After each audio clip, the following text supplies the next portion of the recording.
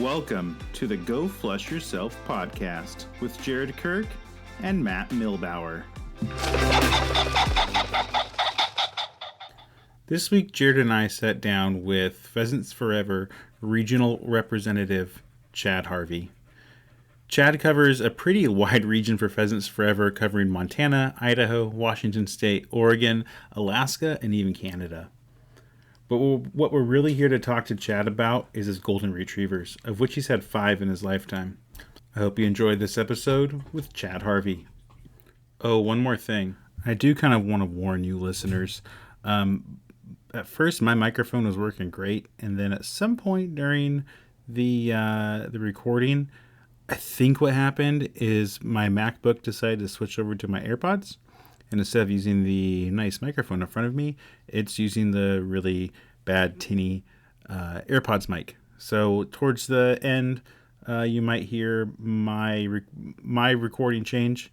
But don't worry, Chad does most of the talking of this one, which is the whole point of it. So I just want to give you a heads up now. You can still understand me, but it just doesn't sound quite as good. Hey, Chad, welcome to the show. Why don't you start off with introducing yourself to our audience? Sure. Again, thanks guys for having me on. My name's Chad Harvey. I currently work for Pheasants Forever as the regional representative for Washington, Idaho, Oregon, Montana, Canada, and Alaska, technically. So a pretty large and diverse area. But interestingly enough, I didn't get into upland hunting till about, I want to say 2011 or 2012. So roughly 12 years ago. I grew up in a very small town in the northern part of the Lower Peninsula in Michigan, and upland opportunities growing up just weren't that great. I did grow up in a hunting family. We did plenty of whitetail stuff. My dad was a pretty big game guy, and we made several trips when I was a teenager and in college out to the western states, particularly Montana. I had an uncle who lived here at the time to do some big game hunting, and but growing up in Michigan, the opportunities for upland just weren't that great at the time. I've been away now for 20 years. They've since gotten a lot better due to some forest reproduction, and the rough grouse hunting up there is actually pretty good now. But there's a chance that at some point in my youth I shot a rough grouse off a road somewhere, but if I did, I honestly don't remember. So like without a doubt, I don't remember my first upland bird experience till I moved to Oregon after college. I moved out to Oregon in 2005. I lived all around the Portland area for about 13 years. At the time, I was working as a manager for Union Pacific Railroad. And it was actually a dog that got me into upland hunting. I had a golden retriever at the time. And I credit Bowman as the third golden retriever I'd had in my life, and that stretches back to in high school. The last dog that my dad got when I lived at home was a golden retriever, and then I had got one when I moved to Portland, and I wasn't hunting much of anything at the time, and wasn't even thinking about birds. And his name was Kyler. He was a great house dog, great companion, and all that. And then eventually got a second golden retriever, and his name was Bowman, and after about 3 years, I was still doing outdoorsy stuff. I'd take him out mountain biking with me and hiking and stuff. And I could just see he had the drive. I actually felt guilty, like not getting him out hunting. So it was like, all right, I'd never pheasant hunted in my life. I said, done a lot of big game hunting. I'd shot shotguns and stuff. And so it's like, let's figure out how to do this. Let's go. And, we went out first time, and I was hooked. I spent, the next couple of years chasing almost primarily upland bird opportunities in Oregon, which a lot of pheasants, a lot of mixed bag stuff, huns, quail, whenever I got the opportunity. And that eventually got me back into big game hunting as well. Because at the time I'd taken about 10 years off of hunting while I was going to college and working, focusing on my career and stuff. So I really credit a golden retriever named Bowman for getting me into upland hunting and getting me into, just hunting back in general and in this lifestyle. So, I always like to point that out to people because we do, I do talk to a lot of people, particularly through work now, who are adult onset hunters or like have been hunting for a lot of their life for other things, but don't necessarily know how to get into upland. And like, I've been there, man. I had to didn't have anybody really to show me the ropes or anything. And both my dog and I learned on the job, and on the job by hunting, I say, and it's certainly possible. And I just like to point that out, that like it's never too late to start, and it's certainly a lifestyle that is worth pursuing, and it's changed my life, considering now going from not hunting upland birds most of my life to now working for Pheasants Forever for the last 7 years. So yeah, that's a jump. Yeah, that's about it. Yeah, that's great. So so you still have Goldens today. Why Goldens? What about that breed do you like and keep going back to? Yeah, it's I think I got a little bit lucky there, because even though my family and my dad didn't like hunt birds growing up, when my dad was way younger, he did a lot of small game hunting, like squirrels, rabbits, stuff like that, raccoon and stuff in Michigan. So we always had hunting dog breeds growing up. Like the first dog I remember was an English setter. It was really good. We had a German short hair. We had a Chesapeake Bay Retriever at one point in the family. And then, just randomly, this was back when I was in high school, we were without a dog for a little bit, and my dad's girlfriend came home with a golden retriever puppy, and at first my dad was like, I don't want a golden retriever, none of that stuff. And his name was Ben. He was a great dog. We didn't hunt him a lot. After I'd left the house, my dad did get him into bird hunting a little bit, but just a great companion to have around. My dad was a contractor and took the dog absolutely everywhere. He was welcome in, like, I lived in a very small town. He was welcome in every business, everybody's home. He was always on the job site, and just very cool dog to have around. Great big. He probably pushed 100 pounds. He's one of the biggest golden retrievers that I've seen. He was a big dog, and so fast forward, I get out of college, I moved to Portland, and get a house, and the next step was like, man, I need to get a dog, and so I just gravitated back towards that golden retriever breed, and ended up getting a golden from, and I learned a lot through this process. The first golden I ever bought, I think, was from a puppy mill, and $250. And, great dog, great pet. One of the best like companions like I've ever had in my life. But definitely made up for that $250 price tag in vet bills. You just had a lot of problems with allergies and stuff. So that's just a tip. I'm sure you guys have talked about it. And now that I know more about, the dog hunting world, is, be selective about your breeder. But at the time I wasn't hunting. So he was really just a pet. But like I say, and then about 4 years later, I got Bowman, and he did come from a little bit better breeder and did have some background in hunting genetics, and like the drive was just there, to continue to continue hunting. And I felt guilty. Eventually, my fourth golden retriever, his name was Archer. He's actually still alive. He's with my ex-wife, but another like great dog who came from really good hunting lineage out of a breeder, I think in Enumclaw, Washington, actually. Oh, and we traveled up to Portland to get him. And then, Bowman for me passed away in 2000. This has been 4 years ago, like 2020, because my current dog, his name is Buck. And when I had Bowman, I thought, I might have to switch breeds after this, because I'll never get a better like hunting golden than this. He was just such a good dog in the field. And I was really, really considering like going towards a lab. And then it, when it actually happened, I'm like, no, I can't. I got to get a golden. And this was kind of right. This was November 2020. This was kind of right in the heart of COVID, or we'd been in COVID for about 6 months, and started reaching out to breeders all around the Northwest. Like obviously I lived in Montana, like Washington, Oregon, Idaho, Wyoming. All these places I called to reach to on the internet were like 6 months to a year out on lists, because during COVID, everybody wanted to get a puppy.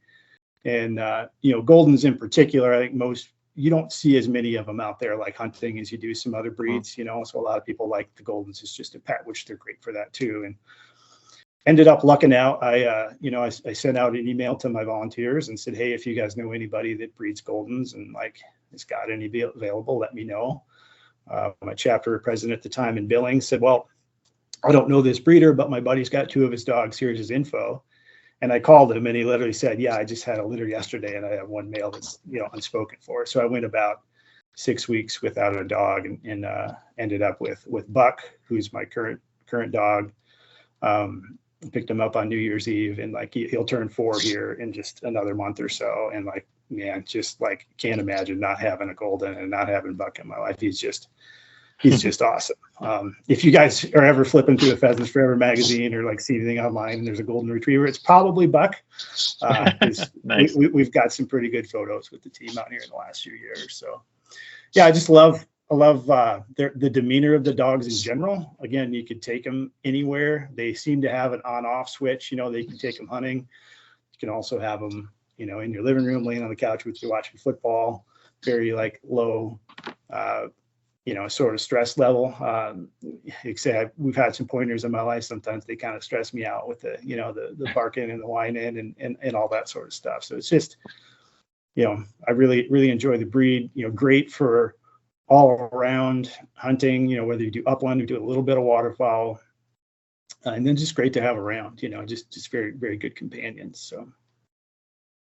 So with the golden, like, what do you look for when you're looking for a puppy and a breeder? Like, I know there's a lot out there that are pets now, and finding a hunting line, like, especially an upland hunting line, golden is more difficult, like you were kind of talking about. So, like, can you talk about like what you're looking for and also kind of that difference? Like, people know not to get a show, like we have Jared about the springers, and they're showbred springers, and they're definitely very different than a fieldbred springer. Not that they can't hunt, but your chances are reduced. How is that in the golden world when you're looking for one?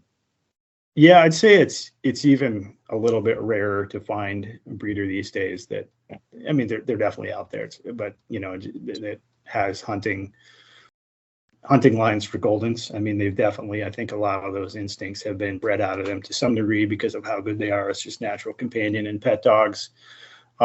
It's similar process to I think selecting any breed of dog. I think in the pointing world, guys get a little bit more specific, and they're bred for like traits of like these dogs range farther or closer, those sorts of things, and even size wise. I think goldens in some degree are a little more cookie cutter, so you can get past some of that. But yeah, definitely all the health stuff you got to check out.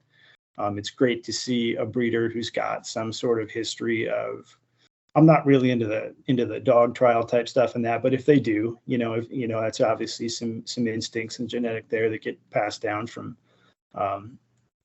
trait to, from generation to generation. And, I tend to like goldens a little bit on the larger side, and like Buck's 80 pounds, Bowman was 98 pounds at his biggest. I like the darker color. Some of it's just, aesthetic preferences. And, I had a guy tell me once, like, you're going to spend a lot more time looking behind your bird dog than you ever actually like killing stuff for them. So you better like the way they look. And so, that's part of it too. But yeah, certainly if you're looking for a gold and you're looking for one that you're going to get out in the field with, do some homework on the breeder, that they do have a background of putting out some hunting dogs, ask for photos, ask for stuff about, the mom and the dad, get references. That's probably the best thing I can talk about is like, get some references of someone who hunts and has dogs from that breeder. And it's kind of simple as that. So do you see like a difference between like waterfowl goldens and upland goldens, or is it just like usually they can do it all if they're coming from the right lines, if they have the right DNA, they can do it? Or is it I don't want an upland one, or I don't want a waterfowl one? Sure. I think, yeah, I don't do a ton of upland or waterfowl specific. We definitely get into some ducks every year. I don't know that I'm the best to answer that question, but I think, fair. If the instincts are there, it's most important, for waterfowl, a dog that'll retrieve, and I think definitely, man, any golden, I've never been around a golden retriever that didn't like to retrieve something. So that would be, very easy. On the upland side, I think you're looking more for, the nose and the drive. And so, it's tough in a puppy to pick that out, but that's where I say you're looking at the lineage of the parents and the breeder, and that, will tell you a lot. But I think, those instincts are there in goldens. They were originally bred as cold water retrievers, which is why I like, the heavy coat and all that. And so they're haven't been around one that doesn't love water, and haven't been around one that doesn't love to retrieve. And So if that's what you're looking for, and I think they're generally, they have those really good companion traits. They're not going to hunt too far. They're not going to be out in front of you hunting for themselves. They really like to please. And so, like, I would say training a golden from a hunting perspective, and probably even retrievers in general, is a little bit easier than training pointing dogs. As long as they got a nose, they like to retrieve, they've got a drive to hunt, and they like to make you happy. And they teach them how to sit and stay and like not go too far. And that's like 90% of the game, where you don't have to teach them to hold point, honor point, how far to range, those sorts of things. I think a lot of it is that learning curve and that training curve for a golden or any retriever is a lot shorter. And that's honestly one of the things I like about them. Yeah. So, hey, since you've had a couple goldens, and I think because that's what my wife says we're getting next, I'm probably getting a golden. How's the puppy phase?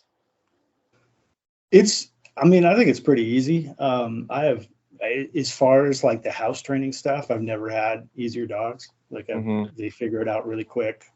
I had one chewer, one dog that liked to chew on like baseboards and stuff. And that was Bowman. He was a little bit wild, but in general, they're really easy. Great in the house, great with kids. They're pretty chill. I remember bringing Buck home the first time, and like he just went and passed out on my boots. I'd had him like 2 hours, and I'm like, okay, I think this dog's gonna be all right. Yep. Yeah, that's good to hear. I'm 4 months into my Springer Spaniel, and we're fully in the puppy phase, and my wife's not super excited about it. So I'd say we actually did have a Springer growing up as well. Those are good dogs, and yeah, in general, they just are pretty chill. Pretty chill dogs, and I tell everybody that the cool thing is they can turn it on and off. I think a little bit better than other breeds. So they know when we're out hunting, they know when we're at home. Like I have chickens in the backyard. We have quite a healthy population of valley quail down here in the Bitterroot Valley, and they're often like sitting on my fence, or they're just out in the bushes. And Buck just seems to know we don't hunt birds in the backyard, so it's like he's cool. He's made that connection.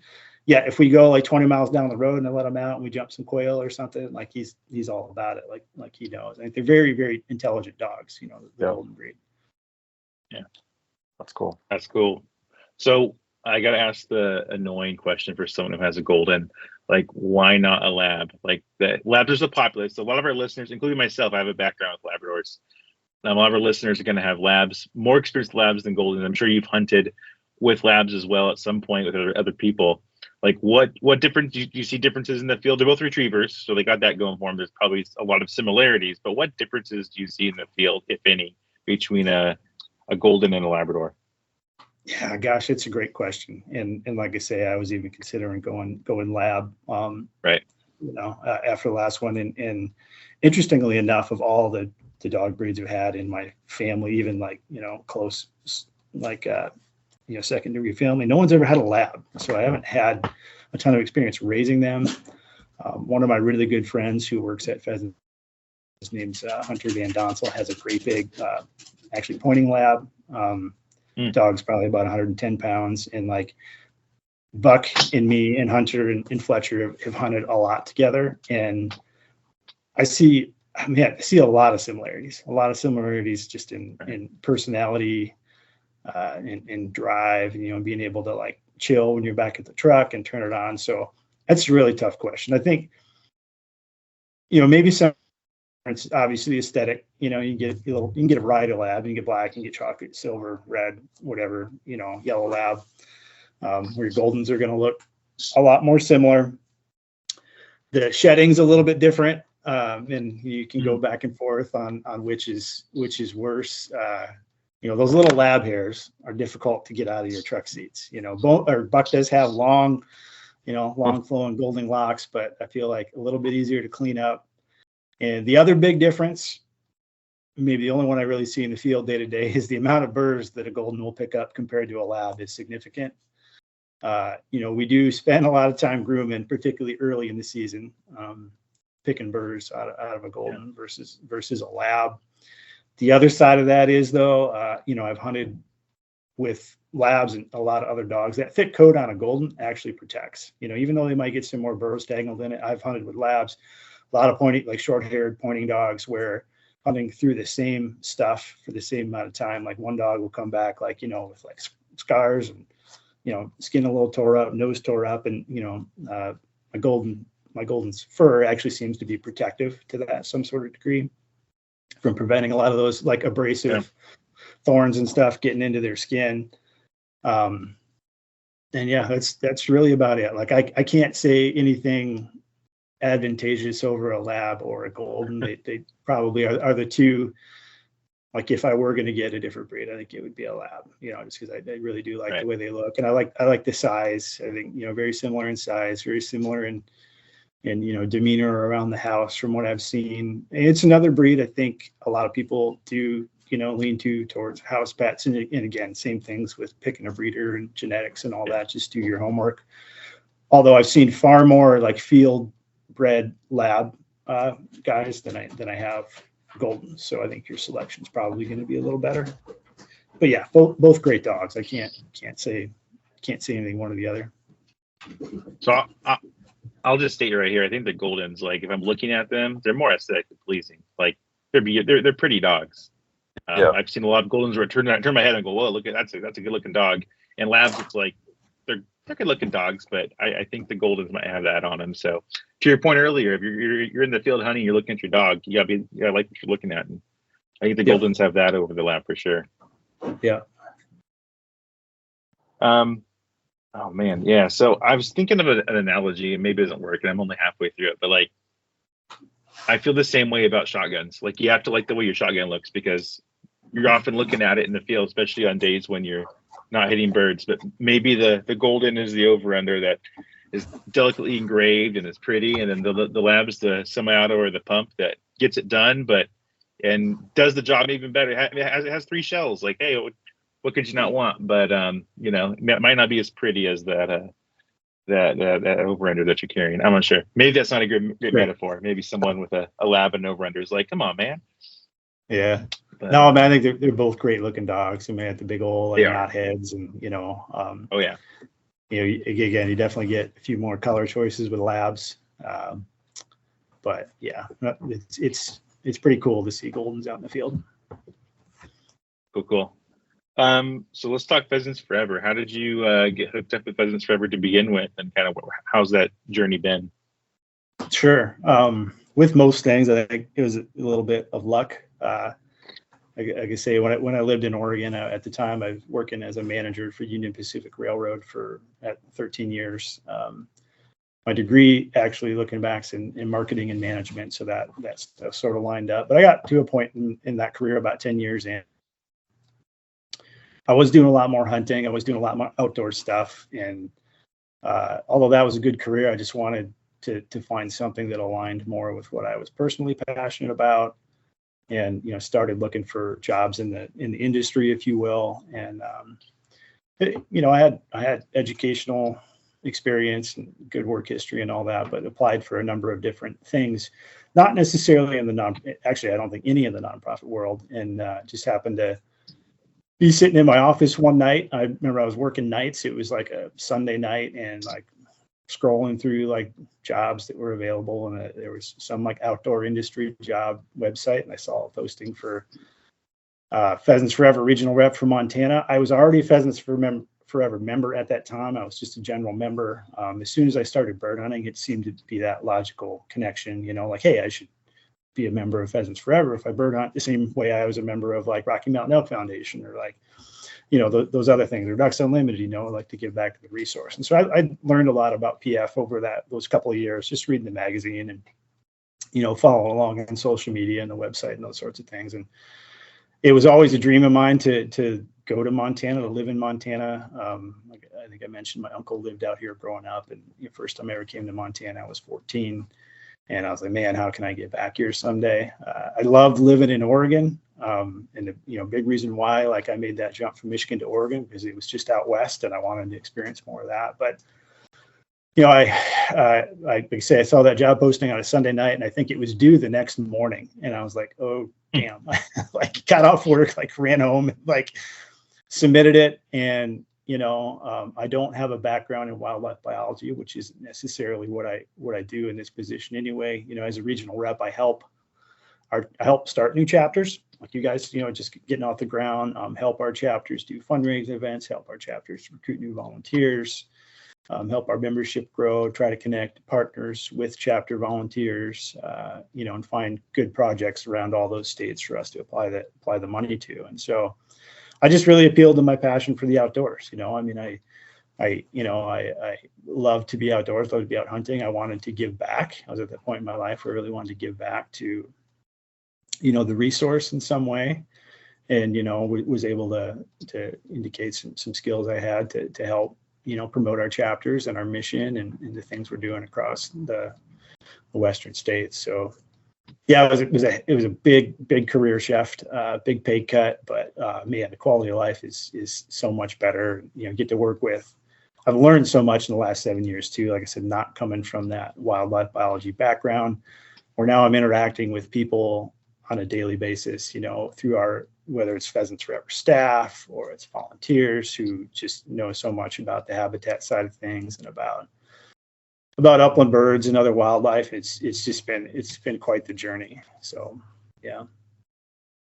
Yeah, sounds rewarding. I can imagine, like, just kind of being a member and volunteering and trying to start up this chapter, like, that's been really rewarding. And I can imagine having a career in it as well. That's pretty awesome. So the states you cover, let's go through them. So Montana, right? Washington, Oregon, Alaska. What am I missing? Idaho, and Idaho. Yep. Canada. Yep. Technically Canada. So like all of Canada? Yeah, it's kind of we do have a couple chapters not too far above me here in Montana. There's some big chapters in Alberta primarily. I do think there's been one in Ontario in the past. And primarily I'm providing remote support for them. Obviously, I'm not making a lot of trips up to Canada, but we got a good effort kind of all across the board. Cool. We don't have, if anybody's listening, we don't have anything right now in Alaska. We have in the past, so I'm just kind of like penciled in there as the person to contact if you want to do something. It'd be great to see a chapter in Alaska. Hell, I'd love to jump on a plane and go up there and shoot a ptarmigan. I got some friends up there right now chasing ptarmigan, and I've talked to some people out there. They actually have a native population of sharptail, which was interesting to me. So there's opportunity up there to do some stuff for upland birds. So if anybody's listening, from Alaska, give me a call. Okay. Alaska, yeah. So like a lot of when people think of Pheasants Forever, they often think of like the upper Midwest.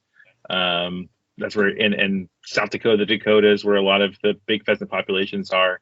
The Pacific Northwest, Montana, eastern central Montana, obviously pheasant country, but west of the Rockies, like, it's not widely known as big pheasant country. So like, what kind of things are going on in those states to kind of help boost those numbers? Like, what are you seeing like the future as in pheasant hunting if things go as these chapters and Pheasants Forever want in those states? Sure. And just obviously with a name like Pheasants Forever, Quail Forever, people tend to gravitate towards that sort of stuff. But our mission is conservation of pheasants, quail, other wildlife through habitat improvement, public access, conservation, education, and advocacy. That's a pretty wide umbrella of things that we can do under our mission to enhance wildlife. And we often refer to ourselves as the habitat organization. So it's not necessarily that, I don't think there's all the nonprofits now, I think we're pulling in the same direction. There's not necessarily a single species group around, and particularly when you consider the habitat that upland birds live in. It's winter range for elk, it's migration for mule deer, antelope, those sorts of things. And we've become really good at, finding funds out there or opportunities or grants that maybe tagged towards antelope. We're doing some stuff under the umbrella of antelope migration in Montana, but guess what? That's native grasslands, and that's where upland birds live. We had a mule deer migration specialist in Washington, but again, that's sagebrush territory. That's all the things you'd find out there.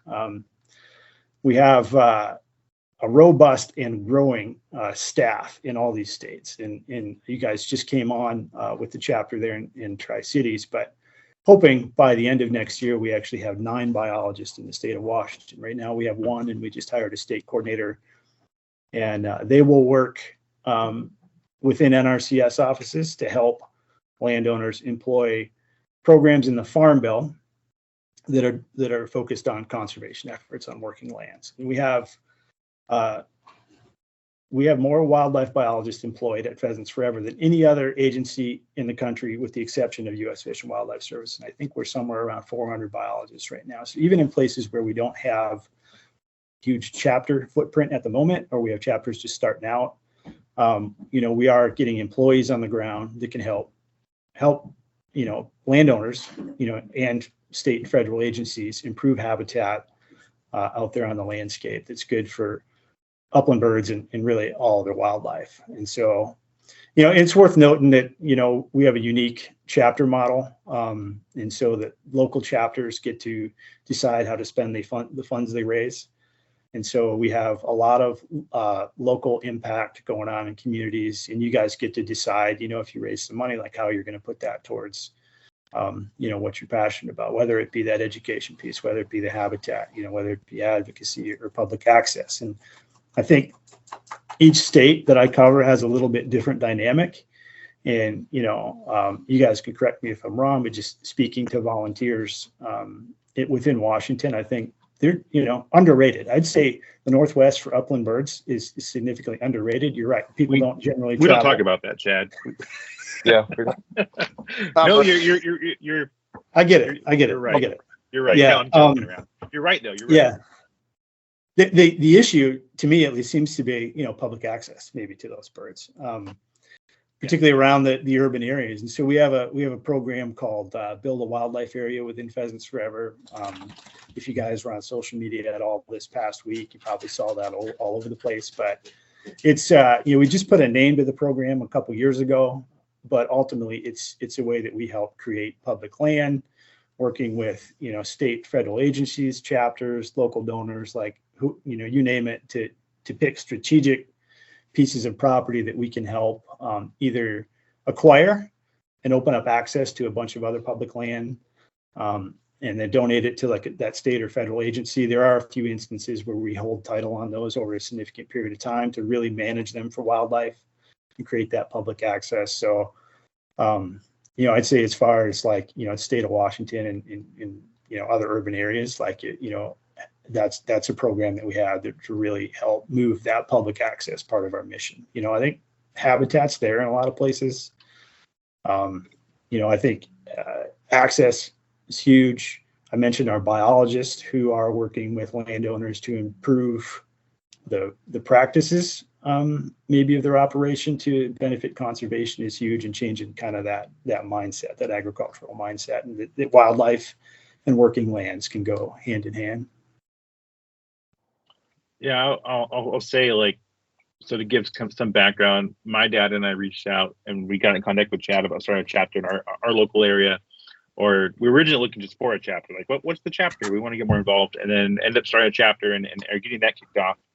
But like that was one of the big attractive things. I think I knew it, but I wasn't really aware of how important it is until I really started thinking about starting a chapter. Is local control over the money that you raise and the decisions you make. Like, do you have the resources of Pheasants Forever? Like Chad's talking about all these biologists to like go and ask these questions to get help with, but then you as a local chapter can make decisions on how you want to spend your money, what parts of the Pheasants Forever mission you want to fulfill.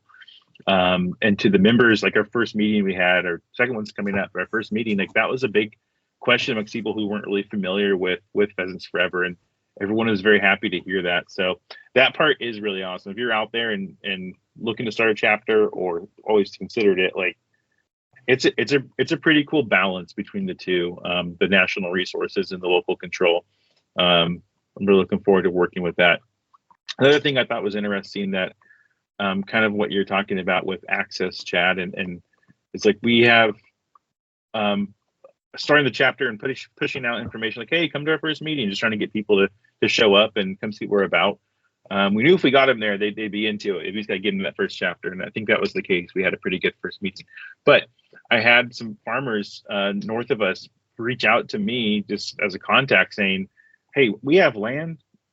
These guys are maybe in their 60s or so, and they're like, we have land. I want pheasants on my land. I don't know how to do it. Like, how can I do that? I'm like, hey, I don't know how to do that, but the organization at large, the Pheasants Forever, they probably do because they do it all over, and we can figure that out. So we have people out there. There's always this kind of thing of like asking permission, and people from the cities and the suburbs wanting to go out into the country and ask permission to hunt on these lands, and or even use people's lands to get access to public lands.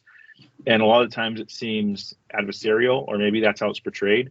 But I don't know that it always is. Like I had a great conversation with a couple people who have land, and they're like, hey, when I was a kid, I shot a lot of pheasants, and I want kids in the future to be able to shoot a lot of pheasants. I don't see them.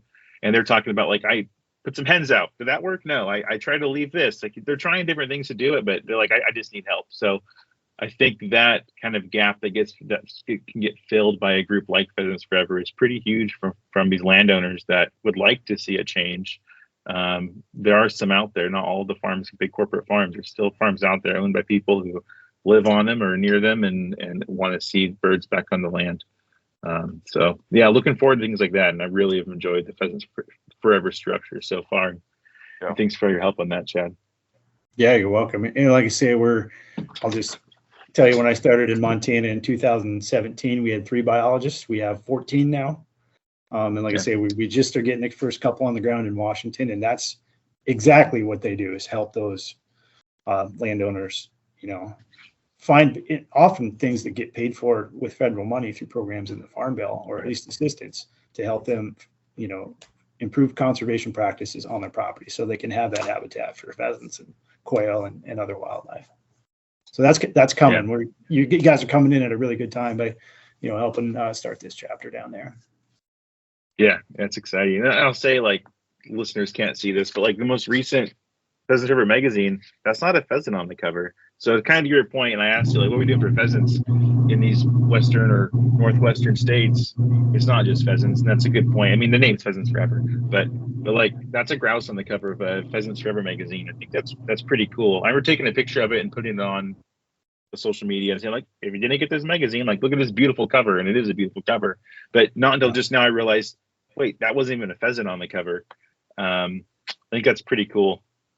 That because it makes sense. Like, habitat's habitat when it comes to these animals. It needs to be quality habitat. Yep. Well, great. Jared, did you have any other questions or thoughts for Chad?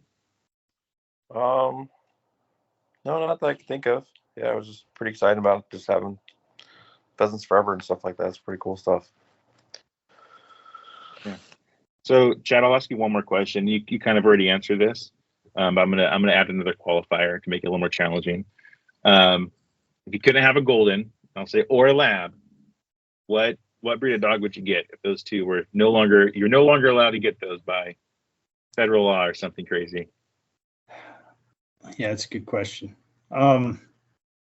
Gosh, we had I thought about a minute for an English setter. Like I say, we did have one. The very first dog I remember as a kid was an English setter, and I've been around some good ones. And as far as like the pointing breeds, I think they have a little bit more of that mild mannered, just sort of behavior to them. They're not quite as wired all the time.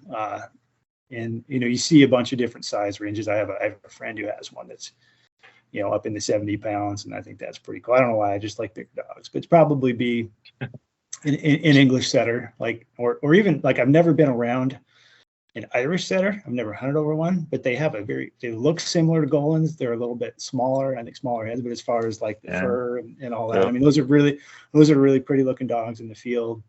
And I mean, man, I like all dogs. I've had, obviously in this position, the opportunity to hunt with a lot of different people and a lot of different breeds, and there's no right or wrong answer there. And I know probably upset a few of my volunteers that have pointers by talking about retrievers the whole time, but yeah, man, it's whatever you like.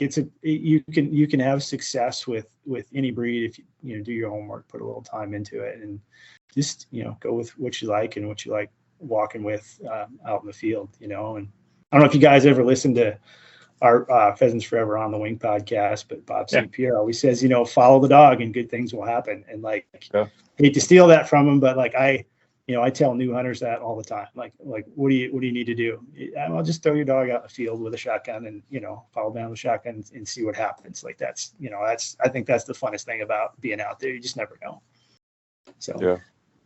It's so true too. Like, how many times have you start your mind wanders on something else while you're out there and you're not watching your dog, and then that's when the bird gets like, I was watching my dog. Which is, it's always the case. It's always true. Yeah, never apologize for talking just about flushers. This is a Go Flush Yourself podcast. So we only talk about flushers here. So it's all good. If a point of person's listening, it's they're at their own demise. They know what they got into. Yeah. All right. Hey, Chad, thanks for joining us. Taking time out of your day to talk Goldens with us and Pheasants Forever. Really appreciate it. We'll have to have you on again sometime and see maybe how your season went. Awesome. Looking forward to it.